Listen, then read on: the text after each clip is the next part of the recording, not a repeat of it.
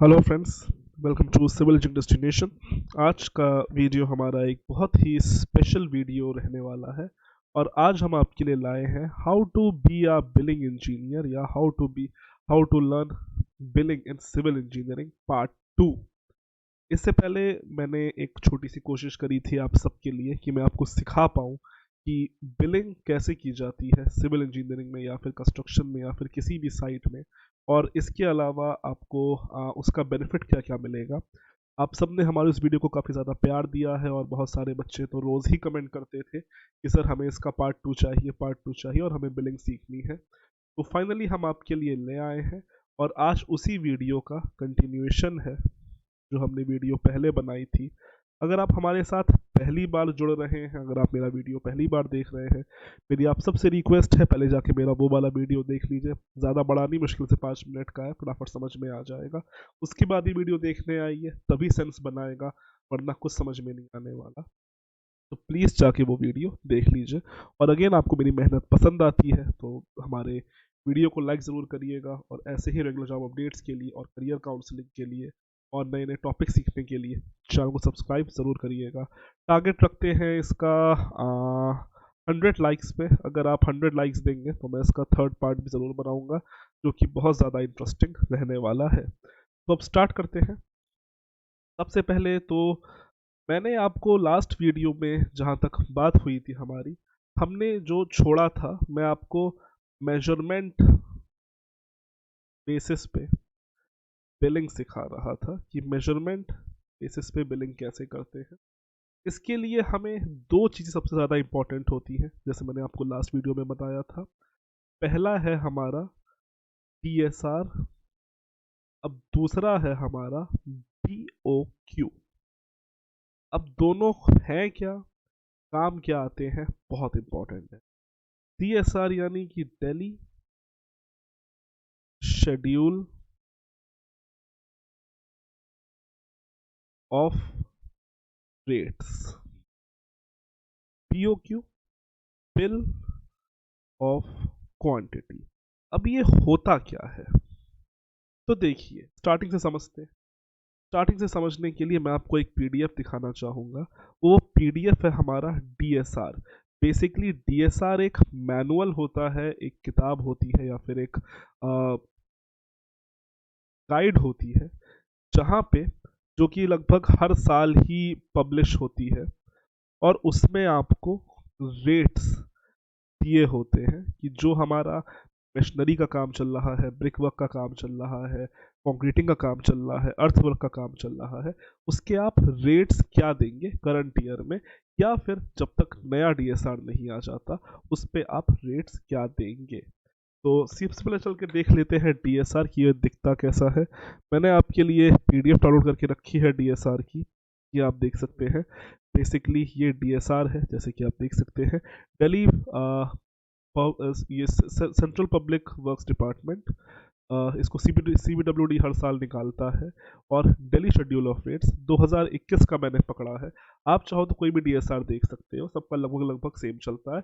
हर साल बस रेट ऊपर नीचे होता रहता है, होता सेम ही है। स्टार्टिंग में थोड़ा बहुत डिटेल्स लिखी होती है, ठीक है, उस पर हम बात नहीं करेंगे। जो मेन चीज़ होती है उसके बारे में हम लोग बात करेंगे। मैंने आपके लिए ऑलरेडी हाईलाइट करके रखा था।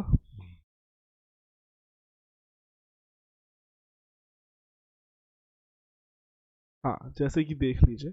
अब ये आप देख सकते हो कि कोई भी जो हमारा फॉर एग्जांपल मशीनरी है, तो उसको जब आप हायर करते हो तो उसका आप रेट क्या दोगे, हर चीज़ यहाँ पे लिखी होती है। फॉर एग्जांपल, अगर आप कोई भी कंक्रीट मिक्सर हायर करते हो जिसकी कैपेसिटी 0.25 से 0.40 क्यूबिक मीटर है और उसमें हॉपर जुड़ा हुआ है, तो उसके लिए आप 2021 साल के हिसाब से पर डे 800 रुपीज़ का किराया दोगे। ये मैंने सेट नहीं किया है, ये CBWD ने सेट किया है। वैसे ही कोई भी मशीनरी अगर आप हायर करोगे, अब चाहे बैचिंग प्लांट हो 75 क्यूबिक मीटर का, तो उसके लिए आप रेट क्या दोगे यहाँ से आपको पता चल जाएगा। जैसे कि आप देख सकते हैं, अगर कोई भी बैचिंग एंड मिक्सिंग प्लांट है 75 क्यूबिक मीटर का, तो यहाँ पे आप आर के हिसाब से पेमेंट करोगे, या फिर अगर कॉन्ट्रैक्टर हो तो क्लाइंट से आर के हिसाब से पैसे लोगे। कितने पैसे लोगे? 2400 रुपीज़ पर आर के हिसाब से आप लोगे। इसमें बहुत सारी चीज़ें होती हैं, ऊपर होता है, नीचे होता है, सबके बारे में बात करेंगे। वैसे ही अगर आप भिस्ती हो, भिस्ती जो लोग पानी पिलाते हैं, उन्हें आप दिन में कितना पैसा दोगे। ब्लैकस्मिथ हो क्लास 1 के, क्लास 2 के, कारपेंटर हो क्लास 1 के, क्लास 2 के, वेल्डर हो, कुली हो, तो आपकी जो डेली वेजेस है उसके बारे में यहाँ पे दिया गया है कि आपकी डेली वेजेस कितनी सेट करी है सीबीडब्ल्यूडी ने। इसी के हिसाब से जो आपकी दिहाड़ी होती है वो चीज़ ऊपर नीचे होती रहती है। मैं ये नहीं कह रहा हूँ कि हर कंट्री, हर स्टेट में या फिर हर एक रीजन में ये चीज़ सेम होती है, लेकिन डीएसआर हमें क्या बोलता है हम वो बता रहे हैं।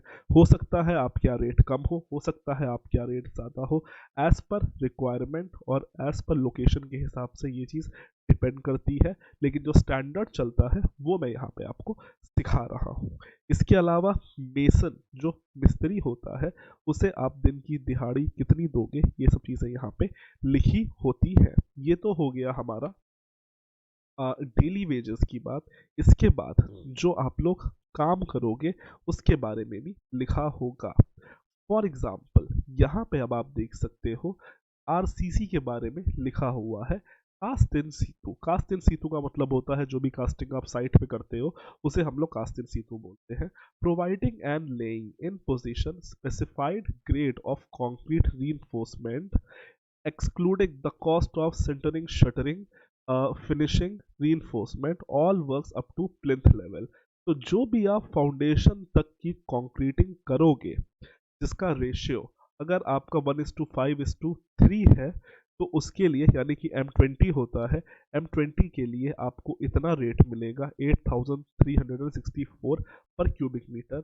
वैसे ही अगर आप M20 में अगर आप कोर्स एग्रीगेट मिलाते हो, ऊपर नीचे करते हो, तो उसके हिसाब से कितने कितने जो आपको रेट होता है वो आप क्लेम कर सकते हो कोई भी क्लाइंट से, या कोई भी अगर आप कॉन्ट्रैक्टर हो तो आप कितना रेट क्लेम कर सकते हो। इसी के हिसाब से बिलिंग होती है। जो मोटा मोटा काम है ऐसा ही होता है, बात समझ में आ रही होगी। अब ये हो गया कंक्रीट वर्क्स। ऐसे ही हमारा अर्थ वर्क, इसी के अलावा centering, shuttering, plaster, brick work, सबकी क्वांटिटी और सबका जो रेट है यहाँ पे लिखा हुआ होता है। ठीक है, तो आई थिंक आप सबको मोटा मोटा समझ में आ गया होगा कि डीएसआर क्या होता है। यहाँ पे देख लीजिए, ये आपका फोम वर्क आ गया। फोम वर्क जो भी हमारा शटरिंग का काम होता है उसे हम as a single formwork में ही कैटेगराइज करते हैं। अगर आप फुटिंग की करोगे, ठीक है, फुटिंग या कॉलम की करोगे तो उसके लिए आप कितना रुपया चार्ज करोगे कास्टिंग के लिए। ठीक है, बात समझ में आ गई होगी, मोटा मोटा समझ लिया है डीएसआर क्या होता है। अब हम लोग समझते हैं कि हमारा बीओक्यू यानी कि बिल ऑफ क्वांटिटी क्या होता है। तो मैंने आपको एक हमारी एक कोई भी एक रैंडम साइट है, ठीक है, उसका बेसिकली ये बीओक्यू है जो मैंने यहाँ पे आपको निकाल के मैं लाया हूँ। ठीक है, फॉर एग्जाम्पल यहाँ पे जैसे मैंने बताया ये हमारा आइटम है। आइटम क्या है? अर्थ वर्क बाय मैकेनिकल मीन्स। अगर आप ये आइटम एग्जीक्यूट करते हो, ये आइटम आपको कहाँ से मिला? ये आइटम मिला आपको डीएसआर से। डीएसआर में ये आइटम जो होता है आपको मिल जाएगा, आप सर्च करो आपको मिल जाएगा, बहुत सारे आइटम है, अर्थवर्क का भी आइटम मिल जाएगा। ठीक है, और इसी के अलावा फिर होता है आगे क्वांटिटी। ये आप देख सकते हो आ जाता है आपका यूनिट। ठीक है, ये यहाँ पे आ जाता है आपका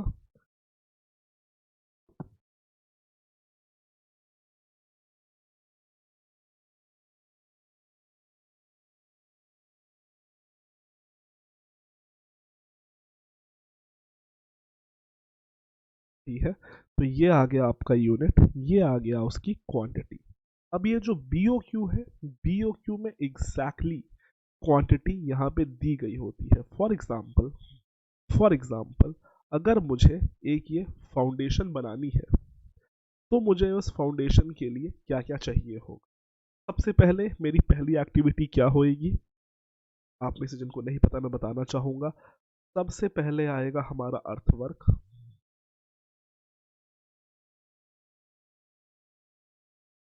अर्थ वर्क में मैं एक्सकवेशन करूंगा,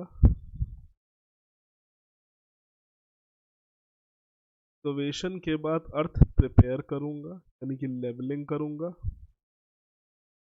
लेवलिंग ये हो गया हमारा अर्थ। दूसरी हमारी एक्टिविटी क्या होगी, दूसरी हमारी एक्टिविटी उसका लेवल करके जाल बांधना। जाल बांधने में हमारी जो एक्टिविटी होती है वो क्या होता है, पहले आएगा हमारा पीसीसी, से हम लोग प्लेन कंक्रीट कहते हैं, पहले पीसीसी का आइटम आ जाएगा। सबसे पहले आप पीसीसी करोगे,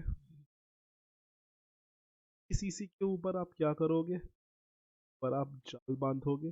जाल ये जो आप देख रहे हो सरिया जो होता है जिसे हम लोग बार कहते हैं, ठीक है। आप इसका बार बांधोगे यानी कि री इन्फोर्समेंट।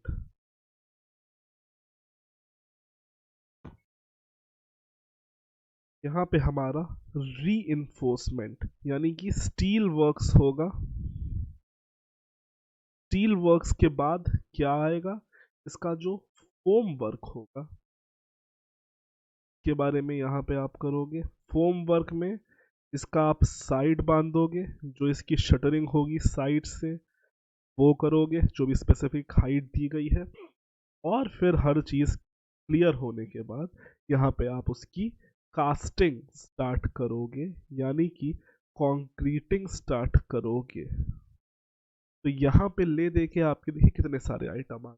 पहले आपका एक्सकवेशन का आइटम आ गया, फिर पीसीसी का आइटम आ गया, फिर रीइंफोर्समेंट का आ गया, फिर आपका फोम वर्क का आ गया, फिर आपका आरसीसी। अब ये सब जो आइटम है इनकी आप क्वांटिटी निकाल लोगे, या आपको बीओक्यू में ऑलरेडी निकली हुई मिलेगी। वो क्या क्लाइंट देता है हमेशा, लेकिन ये आपको निकली हुई मिलेगी। यहाँ पे अब आप उसके हिसाब से चीज़ें लोगे। फॉर एग्जाम्पल ये हमारा अर्थवर्क का आइटम है, टोटल क्वांटिटी कितनी दी गई है, यहाँ पे आपकी दी गई है टोटल क्वांटिटी बीओक्यू में 60 क्यूबिक मीटर। रेट पर क्यूबिक मीटर हमें मिल रहा है 100 रुपीज़। कमुलेटिव आपका पूरा कितना दिया गया है, कमुलेटिव दिया गया है 5125 क्यूबिक मीटर। और वहीं पे जो हमारा अमाउंट है, अमाउंट हमारा निकल के आ रहा है 5,12,590 रुपीज़। अगेन ये एक फाउंडेशन का नहीं है, ये कोई और साइड का बीओक्यू है, मैंने उस ड्राइंग के हिसाब से बीओक्यू नहीं बनाया है। आपको जनरल एक कंडीशन में समझा रहा हूँ कि काम होता कैसे है, उसके हिसाब से ये मैंने थोड़ा सा एक रफ आइडिया को मिल जाएगा। अब जो हमारा मटेरियल लगा है, जितना आपने सीमेंट सॉरी जितना आपने अर्थ वर्क किया है, अपने एक्सकवेशन किया है, वो यहाँ पे आप डाल दोगे कितना क्यूबिक मीटर किया है, उसके हिसाब से रेट से मल्टीप्लाई होके जो आपका क्वांटिटी है वो आ जाएगी, और क्वांटिटी के हिसाब से जो अमाउंट है आपका सेट हो जाएगा। फॉर एग्जांपल यहाँ पे आपकी मैंने क्वांटिटी, ठीक है। तो फ्रेंड्स आज के लिए इतना ही रखते हैं। अगर आपको इस वीडियो का थर्ड पार्ट चाहिए तो प्लीज़ मुझे कमेंट करके ज़रूर बताइएगा। ज़्यादा लंबी वीडियो नहीं बना रहे हैं क्योंकि थोड़ा फिर बोरिंग लगने लगता है। बाकी कोई डाउट है अगर इस वीडियो से रिलेटेड तो प्लीज़ मुझे ज़रूर बताइएगा कमेंट सेक्शन में, हम उसको जल्द से जल्द आपको सॉल्व कर देंगे। बाकी टारगेट रखते हैं 100 लाइक्स पे, प्लीज़ कोशिश करके इसको 100 लाइक्स ज़रूर पहुँचा दीजिएगा। So thank you and God bless all of you.